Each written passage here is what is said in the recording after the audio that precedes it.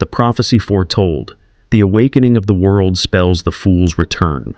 At first glance, it seems paradoxical. Why does the return of one identity signify the rebirth of another? Yet, within Lord of the Mysteries, paradoxes are merely layers of truth waiting to be unraveled. To understand the prophecy, we must first analyze the nature of the fool's final act before falling into slumber. The celestial worthy of heaven and earth, the embodiment of deception, was too powerful to be destroyed outright. Any direct confrontation risked the complete collapse of Klein Moretti's consciousness, as his very existence was intertwined with the outer deity's will. This was an ingenious yet perilous move. By tying the celestial worthy to Zhou Mingrui, Klein ensured that the outer deity would remain dormant within him, trapped within a paradox, one identity suppressing the other. But this also meant that Klein could no longer exist as himself in the traditional sense. His consciousness, his will, his divinity were all put into suspension alongside the worthy. The fool did not merely sleep. He entered a state of locked existence, where his self was frozen in an unstable equilibrium. With the fool in suspension, the world did not experience the absence of a god in the conventional sense.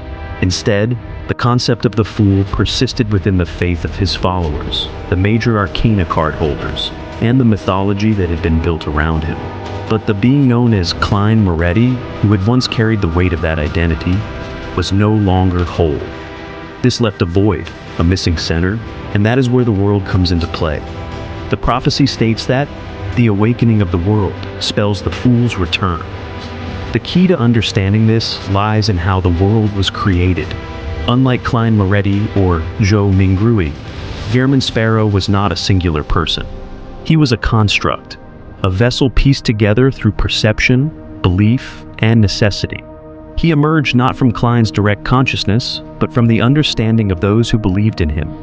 Gehrman Sparrow was designed to be the fool's proxy, a means of continuing the god's influence without triggering the celestial worthy's awakening. But beneath that surface purpose was a hidden plot, a gradual reconstruction of selfhood. By cultivating an independent yet connected identity in Gehrman Sparrow, the fool ensured that when the time was right, he would have a stable vessel to reclaim existence without immediately freeing the celestial worthy. To fully understand the prophecy, we must examine the World Tarot card. In traditional tarot, the world represents an ending to a cycle of life, a pause before the next great beginning, which starts anew with the Fool. It signifies an inevitable and profound transformation. In Lord of the Mysteries, the World Tarot card is not just a symbol, but a guiding principle. The Fool's return is not about reclaiming a past self, but about reaching a new state of wholeness. Gehrman Sparrow was not merely a disguise.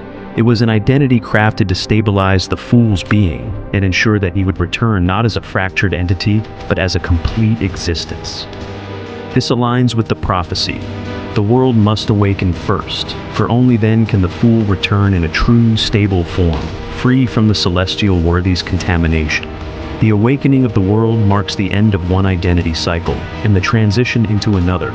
Just as the World card signifies the closing of a major chapter, paving the way for the rebirth symbolized by the Fool, Klein's evolution from Gehrman Sparrow into a new divine self follows this arc of transcendence. This statement encapsulates the prophecy in its entirety. If Klein rejected Gehrman Sparrow as a mere facade, he would lose the anchor that kept him stable.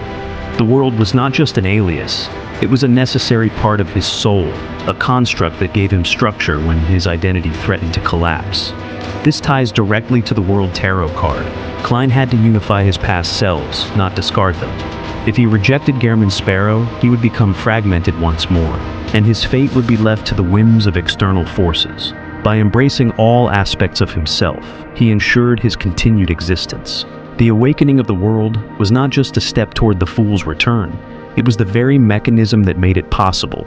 The Fool could not simply return as Klein Moretti or Zhou Mingrui, because both identities were already entwined with the celestial worthy. Instead, he had to be redefined through the world, shaped by the beliefs of others, until this new identity became strong enough to fully separate him from the celestial worthy and allow his true awakening. This prophecy challenges our understanding of identity, revealing how external forces shape even the most powerful beings.